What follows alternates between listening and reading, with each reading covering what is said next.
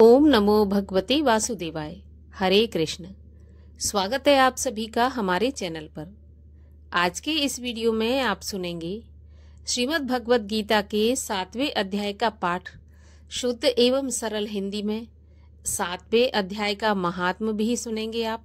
इसके अलावा अमावस्या की कथा भी आप इस वीडियो में सुनेंगे।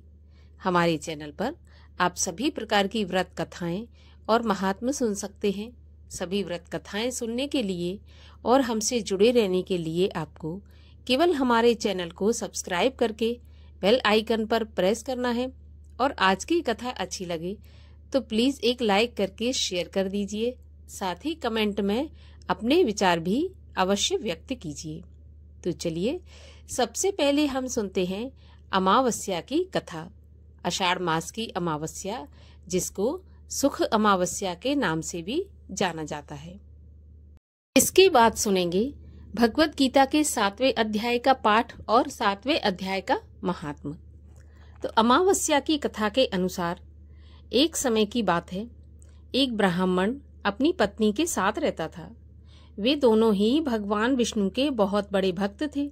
दोनों प्रतिदिन अपना ज्यादातर समय भगवान के ध्यान में और पूजा पाठ में ही बिताते थे।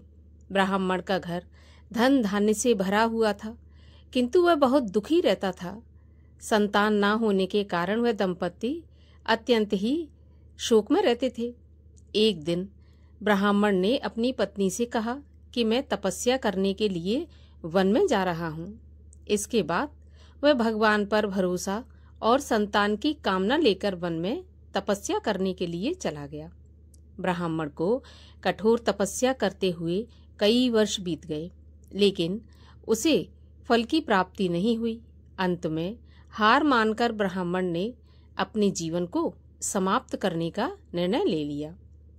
अपने जीवन समाप्त करने के बारे में सोचकर उसने पेड़ की डाली पर फांसी का फंदा डाल दिया और अपने गले पर बांधने लगा। तभी वहां पर सुख अमावस्या प्रकट होकर बोली, हे ब्राह्मण, तुम्हारे भाग्य में 7 जन्म तक कोई संतान नहीं लिखी है, किंतु मैं तुम्हें 2 कन्या का वरदान देती हूँ। तुम अपनी एक कन्या का नाम अमावस्या रखना और दूसरी का नाम पूनम रख देना। तुम अपनी स्त्री से कहना कि वह 1 वर्ष तक सुख अमावस्या का व्रत रखे और अमावस्या के दिन 1 कटोरी चावल भरकर उस पर दक्षिणा रखकर दान कर दे। सुख अमावस्या की बातें सुनकर ब्राह्मण घर आया और ये पूरा वृत्तांत उसने अपनी पत्नी को सुना दिया। सुख अमावस्या के आदेश के अनुसार ब्राह्मणी ने व्रत रखना आरंभ कर दिया। कुछ दिनों बाद ब्राह्मण के घर 2 कन्याओं ने जन्म लिया, जिसमें से एक कन्या का नाम अमावस्या और दूसरी का पूनम रखा गया। जब ब्राह्मण की दोनों बेटियां बड़ी हुईं, तो ब्राह्मण ने उनका विवाह कर दिया। बड़ी बहन अमावस्या धार्मिक प्रवृत्ति की थी। वह काफी समय भगवान की पूजा और धर्म कर्म में व्यतीत करती थी। इसके विपरीत पूनम भगवान को बिल्कुल भी नहीं मानती थी। बड़ी बहन अमावस्या के घर में सुख समृद्धि के भंडार थे, पर छोटी बहन के घर में दरिद्रता छाई थी। जब बड़ी बहन अमावस्या को अपनी छोटी बहन पूनम के बारे में पता चला, तो वह बहुत दुखी हो गई। तब अमावस्या अपनी बहन के लिए ढेर सारा सामान लेकर उससे मिलने गई। छोटी बहन के घर पहुंचकर अमावस्या ने उसे 1 वर्ष तक सुख अमावस्या का व्रत करने की सलाह दी। साथ ही अमावस्या ने व्रत को विधि पूर्वक करने के बारे में पूनम को बताते हुए ये भी कहा कि तुम 1 वर्ष तक सुख अमावस्या का व्रत करना और 1 कटोरी में चावल भरकर उसे दान कर देना। ऐसा करने से तुम्हारे सभी कष्ट दूर हो जाएंगे और घर में सुख समृद्धि आएगी। पूनम ने अपनी बहन की बात को मानते हुए ऐसा ही किया, जिसके बाद 1 साल के भीतर पूनम का घर धन धान्य से भर गया और उसके घर एक बेटे ने जन्म लिया। बोलिए सुख अमावस्या की जय। हे सुख अमावस्या, जैसे आपने पूर्णिमा और अमावस्या के घर में भंडार भरे रखे, वैसे ही जो भी भक्त आपका व्रत करे, आपकी कथा सुने या पढ़े, उसके घर में सदा भंडार भरे रहें। बोलिए सुख अमावस्या की जय। और आइए आप सुनते हैं श्रीमद् भगवत गीता के 7वें अध्याय का पाठ हिंदी में। श्रीमद् भगवत गीता के 7वें अध्याय का पाठ सुनाते हुए भगवान श्री कृष्ण अर्जुन से कहते हैं कि हे अर्जुन, मुझ में मन लगाकर, मेरे ही आश्रित होकर योग अभ्यास करते हुए मेरे स्वरूप का संशय रहित पूर्ण ज्ञान कैसे होगा वो सुनो। विज्ञान के सहित वह पूर्ण ज्ञान मैं तुम्हें सुनाता हूँ, जिसके जानने से तुमको इस लोक में और कुछ जानना शेष नहीं रहेगा। हजारों मनुष्यों में से कोई एक सिद्धि प्राप्ति के लिए यत्न करता है। उन यत्न करने वाले सिद्धों में से भी कोई बिरला ही मुझे ठीक से जान पाता है। पृथ्वी, जल, अग्नि, वायु, आकाश, मन, बुद्धि और अहंकार, ये 8 प्रकार की मेरी माया है। इस प्रकृति को अपरा, अचेतन अर्थात जड़ कहते हैं। और हे महाबाहो, इससे दूसरी प्रकृति चेतन है, जिसने ये संपूर्ण जगत धारण किया है। इन्हीं दोनों प्रकृतियों से सब प्राणी मात्र उत्पन्न होते हैं। ऐसा जानो, यह प्रकृतियां हमसे ही उत्पन्न हुई हैं। इस प्रकार जगत की उत्पत्ति और प्रलय का कारण मैं ही हूँ। हे धनंजय, धागों में जिस प्रकार मणि पिरोई जाती है, उसी भांति ये संसार मुझ में ही गुथा हुआ है। मुझसे परे और कुछ भी नहीं है। हे कुंती नंदन, जल में रस मैं ही हूँ, चंद्रमा और सूर्य में प्रभा मैं ही हूँ, सब वेदों में प्रणव मैं ही हूँ, आकाश में शब्द तथा पौरुषों में पौरुष मैं ही हूँ। हे अर्जुन, पृथ्वी में जो सुगंध है तथा अग्नि में तेज मैं ही हूँ। हे पार्थ, संपूर्ण प्राणियों में सनातन बीज रूप मुझको ही जानना। बुद्धिमानों में बुद्धि रूप और तेजस्वियों में तेज मैं ही हूँ। हे अर्जुन, काम और रोग रहित बलवान पुरुषों में बल और पुरुषों में धर्म के विरुद्ध ना जानने वाला कर्म मैं ही हूँ। जितने सात्विक, राजस, तामस पदार्थ हैं, वे सब मुझसे ही उत्पन्न हुए हैं, परंतु उनमें मैं नहीं रहता, ये सब मुझ में रहते हैं। सत्य, रज, तम, ये तीनों गुणों के प्रभाव से ये सारा संसार मोहित रहता है। इस कारण यह इससे परे मुझ अव्यय परमात्मा को नहीं जानता। मेरी यह गुणमयी और दिव्य माया अत्यंत दुष्कर है। जो मुझको अनन्य भाव से भजते हैं, वे इस माया को पार कर जाते हैं।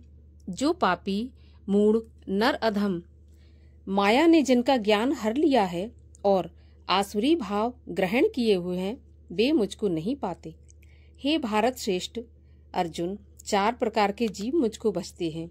दुखिया, जिज्ञासु, ऐश्वर्य की कामना करने वाला और ज्ञानी, जिनमें मुझे सदा एकाग्र चित्त और केवल मेरी भक्ति करने वाले ज्ञानी पुरुष श्रेष्ठ लगते हैं, क्योंकि मैं ज्ञानी को अत्यंत प्रिय हूँ और वह मुझको प्रिय है। यद्यपि ये सभी भक्त श्रेष्ठ हैं, तथापि ज्ञानी तो मेरी आत्मा है, क्योंकि वह मुझ में ही मन लगाकर मुझको ही सर्वोत्तम गति मान मेरा ही आश्रय ग्रहण करता है। अनेक जन्म में अनंतर ज्ञानी मुझे पा लेता है। ऐसा महात्मा अत्यंत दुर्लभ है, जो सब जगत को वासुदेव में समझे। अपनी अपनी प्रकृति के नियम के अनुसार मनुष्य भिन्न भिन्न काम वासनाओं के अज्ञान में डूबकर उन फलों की चाहना से अन्य देवताओं के अधीन होकर उनकी उपासना करते हैं। हे अर्जुन, जो भक्त श्रद्धा पूर्वक जिन जिन देवताओं का पूजन करना चाहते हैं, उन पुरुषों की उस श्रद्धा को मैं दृढ़ कर देता हूँ। वह इस श्रद्धा से युक्त होकर उस देवता की आराधना करता है, फिर उसको मेरे ही रचे हुए कर्म फल प्राप्त होते हैं, परंतु उन अल्प बुद्धि वालों का फल नाशवान है। देवताओं के आराधना करने वाले देवताओं को मिलते हैं और भक्तजन मुझ में मिल जाते हैं। मेरे अव्यय, अविनाशी, अच्युतम स्वरूप को ना जानकर मंदबुद्धि लोग मुझे अव्यक्त को व्यक्त अर्थात देहधारी मानते हैं। मैं योग माया से आच्छादित होने के कारण सबको नहीं दिखता, उसी से मूढ़ लोग अनादि तथा अविनाशी मुझको नहीं जानते। हे अर्जुन, मैं भूत, भविष्य और वर्तमान के सभी प्राणियों को जानता हूँ, पर मुझे कोई भी नहीं जानता। हे भारत, हे परंतप, इच्छा और द्वेष से उत्पन्न होने वाले सुख, दुख आदि द्वंद्वों के मोह से जगत के सभी प्राणी भ्रम में फंस जाते हैं।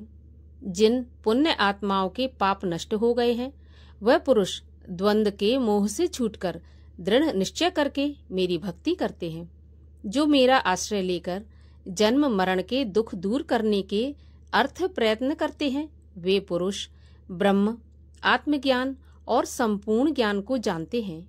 जो अधिभूत, अधिदेव और अधियज्ञ इन सब में व्यापक मुझे जान पाते हैं, वे समाधिष्ठ पुरुष मरण काल में मुझको जानते हैं।